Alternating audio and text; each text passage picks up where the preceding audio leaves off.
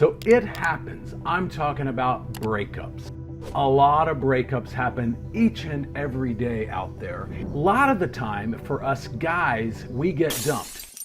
In fact, I conducted a poll recently on my channel, and I think about 78% of people said that they indeed did get dumped. And a lot, not all, but a lot of my viewers are guys. And about 75% of the time, it is the woman that dumps the guy. But what about when you dump the other person and then you regret it? You really want them back. You recognize that you screwed up by dumping them. So what can you do in that situation to get them back? That's what we're talking about today in this video. Hi, I'm Jeff Campbell of DivorcedParentsClub.com, and I'm glad you're here with me. So I did recently do a video where I talked about how to get somebody else back if you got dumped. So this is the flip side, and I recognize that far fewer of you out there are in this situation, but I believe about 21% of you did indeed say that you dumped them and now regret it. So this video is for you. So first of all, always know that whether you were the dumper or the dumpee, the person who did the dumping, it is their job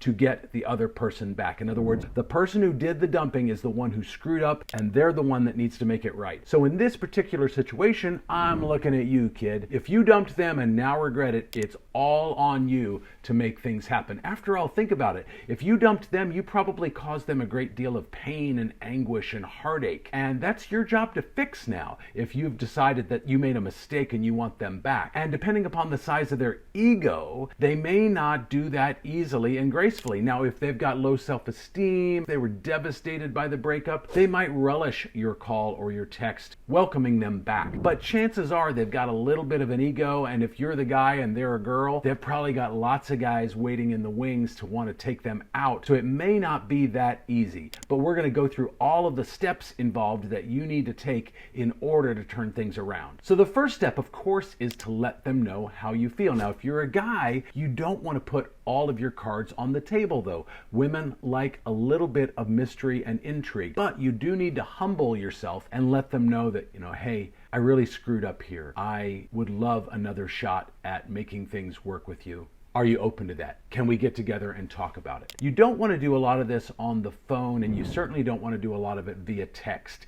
But you do need to set the stage enough to where they feel safe and comfortable meeting you in person to talk about it. Do let them know that you're sorry that you initiated the breakup. Do let them know that you want to fix things, you want to turn things around. Don't, however, grovel and beg and apologize a million times over. If you're the guy, that's not masculine behavior. That's not attractive behavior. At this point, you do need to fix things. You do need to make it right. You do need to make your intentions clear, but you still want to stay masculine. You still want to stay in your frame, as they say. You don't want to grovel and beg and do things that could potentially lower her attraction for you. So don't give a lot of hints. Don't be vague. Don't beat around the bush. Be very clear about what it is. Say something like, I really screwed up here. I know I broke up with you, but I now realize that was a mistake. I'm sorry for what I put you through, and I would love the opportunity to fix things and really take our relationship to the next level. Are you open to getting together and talking about it? Now, like I said, their ego might prevent them initially from being open to that concept. So you need to prepare yourself for rejection. Now, you don't necessarily need to let that stop you. That doesn't need to be a barrier. Of course, you do want to be respectful. You don't want to cross boundaries or step over lines that she's drawn, and you certainly don't want to do anything that would be inappropriate. But it's okay to not take no for the answer for the first time she gives it to you. Understand that you put them through a lot. You put them through the ringer. They've probably talked to all of their girlfriends and family members, and those people are all, oh, you're so much better off without that guy. He was a horrible guy. Never liked him, even if they did. They're going to be saying things like that to her, and so not only is she getting that information, but now she's faced with the idea of, well, how do I go back to all of those people and tell them that I'm giving you another shot? And that's hard as a person, to go to our loved ones and tell them that we're giving another shot to this person that they just said was horrible for us because of the information we gave them. That's hard to do, and she may not be willing to do that initially. So once you've made your intentions clear, then back off a little bit, but not fully, but then keep reiterating. Show her through your actions that you're serious. Don't start dating other people, at least not yet. Don't do that until it's clear that she's never going to take you back. Show her that you're serious. Don't try and buy her love back, though. Don't send her flowers or gifts or things like that. You can't buy your way out of your screw up. You've got to show her through calm, centered, masculine behavior that you mean what you say and that you're going to make good on the promise here and that you're not going to dump her again. Ultimately, that's what she's afraid of, is going through this whole process more than once. So her trust in you is low. You've got to earn her trust back. And that can sometimes take time, and it needs to happen through repetitive actions on your part where you're showing her through your actions. Words don't really mean anything at this point, especially if you're telling her that the words you used earlier aren't really true. You've got to earn her trust back through your actions, and that's going to take time, and it's going to take repeating similar actions over and over and over again. Another key thing is to not smother. I mentioned earlier that you do want to not take no for an answer. You can't just remove yourself from the situation after making that original request, getting denied, and then hope that she's going to kind of like somehow change her mind in a vacuum. But you do want to give her space. You don't want to smother her. You don't want to seem needy and desperate, in other words. So give her some space. Check in every few days, though, and say, hey, how do you feel about getting together for lunch and just talking about it? And, keeping things light and friendly. Don't ask her out on a date. She's not ready for that yet. So keep things light. Keep it friendly. What you want is for her to crack the door a little bit so you can get your foot in there, and then just kind of start to build on that. The next thing, of course, is before you even initiate this process, make sure you're crystal clear in your mind that you're not going to change your mind again, because that's not fair to her, and it's ultimately not fair to you either. You need to get crystal clear on why you broke up with her the first time and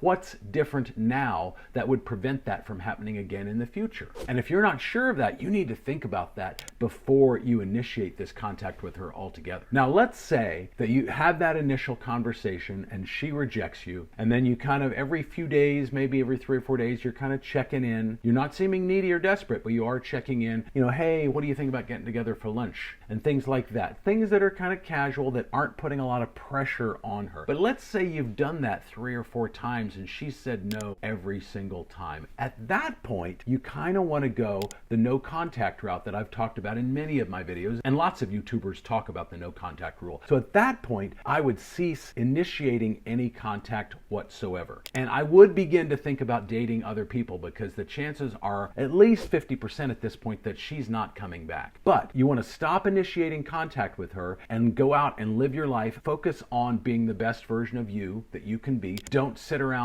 waiting and wallowing on her, and go ahead and start to date again if you feel like you're ready. You may want to do some healing first, maybe work with a therapist a little bit, or maybe just get back to your normal routines that brought you joy, whether that's exercising, meditation, yoga, hanging out with your buddies, shooting pool, whatever that is. Get back to doing the things that were bringing you joy, so that you're not just sitting around letting your mind go crazy, wondering about her and why she doesn't want to be back with you because you're this amazing guy. Go out and prove to the world that you're this amazing guy, and let her kind of hear about that through the grapevine. If you're still connected on social media, she's going to be seeing some of those things, and make sure you're posting those things, but not posting it because you want her to see it and you want to manipulate her or things like that. Just live your life, and live your life to the fullest, and allow her to get a glimpse of that in various ways. And if anything is going to make her wonder about you, especially if you made it clear and then you checked in a few times, maybe 3 or 4 times, and then you stop altogether, you've completely stopped initiating any contact with her whatsoever, that will make her curious. Well, I wonder why did he stop reaching out? Has he found someone? Things like that. And especially if she's not going out with somebody yet, then that's going to get her wondering about you. And anytime a woman wonders about you, that's a really good thing for you if you want her back. You want her to be wondering about you. You want her to be questioning whether you still want her or have you moved on. So you do want to do things that can create that doubt in her mind and that wonderment in her mind. And then the good news is that even if you never hear from her again, she moves on, marries somebody else, whatever, the good news is that doing these things, living your life to the fullest, getting back to doing the things that brought you joy, that's going to set you up for success with the next person that you meet and you will always meet someone new. Don't ever get hung up on one person and thinking that's the only person you're ever gonna like really click with. I will say that the number of people that you really feel that deep, soulful connection with, they are kind of few and far between. You're not gonna meet one every month, and you're especially not gonna meet a bunch of them on apps like Tinder or Bumble. But the myth that there's only one perfect soulmate out there for you is total crap. It's total BS. There are multiple people out there in this world right now that you could super click with and have an amazing relationship with. So don't get hung up on just one person. That's a recipe for disaster, and you'll never find somebody if you have the mindset that you've lost the only person that you could possibly ever be with. It's just not gonna work. Anyway, I hope this video helps you. If it did, hit that like button. It sends a great signal to YouTube, and it really helps me grow my channel, and I really appreciate your doing it. But for now, I'll see you in the next video.